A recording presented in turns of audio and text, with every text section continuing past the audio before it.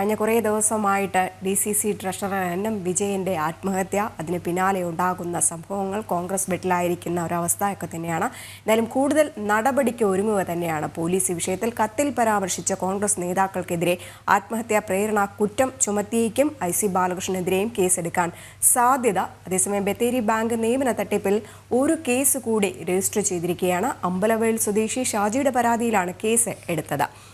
വിശദാംശങ്ങളുമായി അർജുൻ PS ഉണ്ട്. അർജുൻ, ഏതായാലും MN വിജയനെ ഇരയാക്കിക്കൊണ്ട് കോൺഗ്രസ് നേട്ടം കൊയ്തു എന്നുള്ളൊരു കാര്യം ഉറപ്പു തന്നെയാണ്. പ്രതിക്കൂട്ട് നിൽക്കുന്നതും കോൺഗ്രസ് തന്നെയാണ്. അതിനിടയിൽ വേഗത്തിലുള്ള നടപടികളുമായിട്ട് പോലീസ് മുന്നോട്ട് പോകുന്നുണ്ട്. ഇന്നലെ KPCC ഉപസമിതി MN വിജയൻ്റെ വീട്ടിലെത്തി കാര്യങ്ങളൊക്കെ തന്നെ പഠിച്ചു എന്ന് പറയുമ്പോഴും എവിടെയാണ് നീതി MN വിജയൻ്റെ കുടുംബത്തിന്?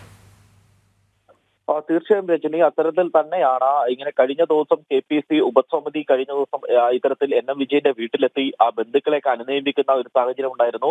മകനെ അടക്കം അനുനയിപ്പിക്കുന്ന ഒരു സാഹചര്യം ഉണ്ടായിരുന്നു. തിരുവഞ്ചൂർ രാധാകൃഷ്ണന്റെ നേതൃത്വത്തിലുള്ള സംഘമാണ് ഇവിടെ എത്തി ആ കുടുംബത്തെ അനുനയിച്ചത്. എന്നാൽ പോലീസ് വീണ്ടും നടപടിയിലേക്ക് നീങ്ങുകയാണ് എന്നുള്ളതാണ് നമുക്ക് മനസ്സിലാക്കാൻ സാധിച്ചത്. പക്ഷേ ഇത്ര നാളായിട്ടും ഈ കത്തിൽ വ്യക്തമായ ആളുകളുടെ പേരുണ്ടായിട്ടും ഇത്ര നാൾ എന്തുകൊണ്ട് എടുത്തു, അല്ലെങ്കിൽ കേസെടുക്കാൻ ഇത്ര കാലം എടുത്തു എന്നുള്ളത് ഒരു ചോദ്യം തന്നെയാണ്. ഇതിനാൽ തന്നെയും IC ബാലകൃഷ്ണൻ, അതുപോലെ തന്നെ DCC പ്രസിഡന്റ് ആയിരിക്കുന്ന, നിലവിൽ DCC പ്രസിഡന്റ് ആയിരിക്കുന്ന ND അപ്പച്ചൻ തുടങ്ങി നിരവധി പേരുടെ പേരുകൾ ഇതിൽ ഉൾപ്പെട്ടിട്ടുണ്ട്. അപ്പോൾ ഈ MLA IC ബാലകൃഷ്ണനെതിരെ അടക്കം കേസെടുക്കാനുള്ള ഒരു സാധ്യത ഉണ്ട് എന്നുള്ളതാണ് നമുക്ക് മനസ്സിലാക്കാൻ സാധിക്കുന്നത്. എന്നാൽ തന്നെയും ഒരു 1-2 ദിവസത്തിനുള്ളിൽ ഇത്തരത്തിലുള്ള കൂടുതൽ വിവരങ്ങൾ നമുക്ക് മനസ്സിലാവാൻ സാധിക്കും. കേസ് പോലീസ് കേസെടുക്കാൻ സാധ്യതയുണ്ടോ എന്നുള്ളത് നമുക്ക് മനസ്സിലാക്കാൻ സാധിക്കും. അതായത് IC ബാലകൃഷ്ണൻ അടക്കം കേസെടുക്കാൻ സാധ്യതയുണ്ടോ എന്നുള്ളത് നമുക്ക് മനസ്സിലാക്കാൻ സാധിക്കും. ഇപ്പോൾ ഈ കേസുള്ളത് മാനന്തവാടി കോടതിയിലാണ്. അത് ബത്തേരിയിലേക്ക് മാറ്റുവാനുള്ള ഒരു അപേക്ഷ കൂടി പോലീസ് നൽകിയിട്ടുണ്ട് എന്നുള്ളതാണ് നമുക്ക് മനസ്സിലാക്കാൻ സാധിക്കുന്നത്. അതിനിടയ്ക്കാണ് ഒരു നിയമന തട്ടിപ്പ് കൂടി നമുക്ക് കാണുവാൻ സാധിക്കുന്ന ഒരു പരാതി കൂടി, അതായത് ബത്തേരി ബാങ്കിൽ നിയമനം നൽകാമെന്ന് പറഞ്ഞ് വഞ്ചിച്ചു എന്ന തരത്തിലുള്ള മറ്റൊരു പരാതി കൂടി വരുന്നത്. അമ്പലവയൽ സ്വദേശി ഷാജിയുടെ പേരിലാണ് ഈ പരാതി ഉള്ളത്. അതായത് തന്റെ മകന് ജോലി വാഗ്ദാനം ചെയ്ത 3 ലക്ഷം വാങ്ങി എന്നുള്ളതാണ് ഷാജിയുടെ പരാതി. ആദ്യം 12 ലക്ഷം ചോദിച്ചു, പക്ഷെ താൻ നൽകിയത് 3 ലക്ഷം രൂപയാണ്. എന്നാൽ തന്നെയും ഇതുവരെയും അത്തരത്തിലുള്ള ഒരു നിയമനം ഉണ്ടായിട്ടില്ല എന്നുള്ളതടക്കമുള്ള ഒരു പരാതിയാണ് ഇപ്പോൾ ഉള്ളത്. ഇപ്പോൾ തന്നെ ഈ ബാങ്കുമായി ബന്ധപ്പെട്ട് 6-7 പരാതികൾ ഇപ്പോൾ തന്നെ വന്നിരിക്കുന്നു. കഴിഞ്ഞ ദിവസം 2 പരാതികൾ വന്നിരുന്നു. അത് കൃത്യമായി തന്നെ നമ്മൾ പറഞ്ഞതാണ്. അങ്ങനെയെങ്കിൽ എത്ര പരാതികൾ ഇനിയും വരാനുണ്ട് എന്നുള്ളതാണ് നമുക്ക് നോക്കിക്കാണേണ്ടത്. ഈ IC ബാലകൃഷ്ണൻ അടക്കം ഇപ്പോഴത്തെ DCC പ്രസിഡന്റ് അടക്കം മുൻ DCC പ്രസിഡന്റുമാരടക്കം നിരവധി കോൺഗ്രസ് നേതാക്കളാണ് ഇതിൽ കുടുങ്ങിയിരിക്കുന്നത്.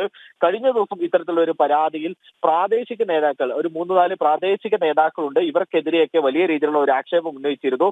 അതേ ആളുകൾക്കെതിരെയാണ് ഇന്നും ഇത്തരത്തിലുള്ള ഒരു കേസ് എടുത്തിട്ടുള്ളത്. DCC മുൻ ട്രഷറർ KK ഗോപിനാഥ്, CT ചന്ദ്രൻ, KM വർഗീസ്, അതായത് അവിടെയുള്ള പ്രാദേശിക നേതാക്കൾ അല്ലെങ്കിൽ ജില്ലാ നേതാക്കൾ അടക്കമുള്ളവർ ഇതിൽ ഉൾപ്പെടുന്നുണ്ട് എന്നുള്ളതാണ് നമുക്ക് മനസ്സിലാക്കാൻ സാധിക്കുന്നത്. ഇവരുടെയൊക്കെ പേരുകൾ കഴിഞ്ഞ ദിവസവും ഈ നിയമന കോഴയുമായി ബന്ധപ്പെട്ട് ഉണ്ടായിരുന്നു.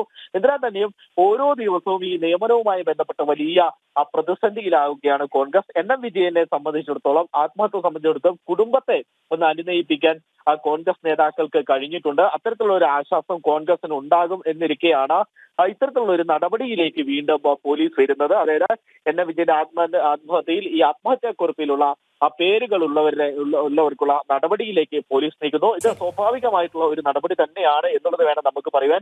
അത് ഏത് തരത്തിൽ ഇനി മുന്നോട്ട് പോകും എന്നുള്ളത് ആശ്രയിച്ച് വേണം നമുക്ക് കൂടുതൽ കാര്യങ്ങൾ അറിയാൻ. നേരത്തെ തന്നെ BJP ഇതിൽ വലിയൊരു ആക്ഷേപം ഉന്നയിച്ചിരുന്നു. കോൺഗ്രസ് അതുപോലെ തന്നെ CPM എന്ന് പറയുന്നത് കൂട്ടുകക്ഷികളായി പ്രവർത്തിക്കുകയാണ്. ഇവർ രണ്ടും ഒന്നിച്ചാണ് നിൽക്കുന്നത്. അതുകൊണ്ട് തന്നെ ഈ കേസിൽ പുരോഗതി ഉണ്ടാവാൻ സാധ്യതയില്ല എന്നുള്ളതടക്കം BJP വലിയ ആരോപണം ഉന്നയിക്കുന്ന സാഹചര്യം ഉണ്ടായിരുന്നു. എന്നാൽ തന്നെയും ഇപ്പോൾ വിജിലൻസും പോലീസും സംയുക്തമായി ഈ കേസ് അന്വേഷിക്കുന്നുണ്ട് എന്നുള്ളതാണ് നമുക്ക് മനസ്സിലാക്കാൻ സാധിക്കുന്നത്. വരും ദിവസങ്ങളിലും കൂടുതൽ പരാതികൾ ലഭിക്കുവാനുള്ള ഒരു സാധ്യതയുണ്ടെന്നും നമ്മൾ മനസ്സിലാക്കുന്നു. ഇതിൽ പ്രധാനമായും നമ്മൾ നോക്കിക്കാണേണ്ടത്, ഇത്രയും ആരോപണങ്ങൾ വന്നിട്ടും ഇതുവരെയും സംഘടനാ തലത്തിൽ ഇവർക്കെതിരെ യാതൊരു വിധത്തിലുള്ള ഒരു നടപടിയും എടുത്തിട്ടില്ല എന്നുള്ളതാണ് ഏറെ കോൺഗ്രസുകാരെ അടക്കം, അതായത് ഒരു വിഭാഗം കോൺഗ്രസുകാരെയൊക്കെ അടക്കം വലിയ രീതിയിലുള്ള പ്രതിഷേധത്തിന് ഇടയാക്കുന്നത്. കഴിഞ്ഞ ദിവസങ്ങളിലടക്കം ഈ അന്വേഷണ കമ്മീഷൻ തിരുവഞ്ചൂർ രാധാകൃഷ്ണൻ ഇരുന്ന അന്വേഷണ കമ്മീഷൻ അടക്കം ഇവിടെ എത്തി ഈ കുടുംബത്തെയൊക്കെ കണ്ട് അനുനയിപ്പിക്കുകയും ചെയ്തു. പക്ഷേ ഇതുവരെയും ഇതിൽ ഉൾപ്പെട്ട ആളുകൾക്ക് തങ്ങളുടെ കൂട്ടത്തിലുള്ള ഒരാളാണ് ആത്മഹത്യ ചെയ്ത് തങ്ങളുടെ ശരി എൻ.എം. വിജയന്റെ കുടുംബത്തിനൊപ്പമാണ് എന്ന് പറയുമ്പോഴും എന്ത് നടപടിയാണ് ഈ നേതാക്കൾക്കെതിരെ കോൺഗ്രസ് എടുത്തു എന്നുള്ള ചോദ്യമാണ് ഉയരുന്നത്. കൃത്യമായ ചോദ്യം, വിവരങ്ങൾ നൽകുകയായിരുന്നു അർജുൻ PS.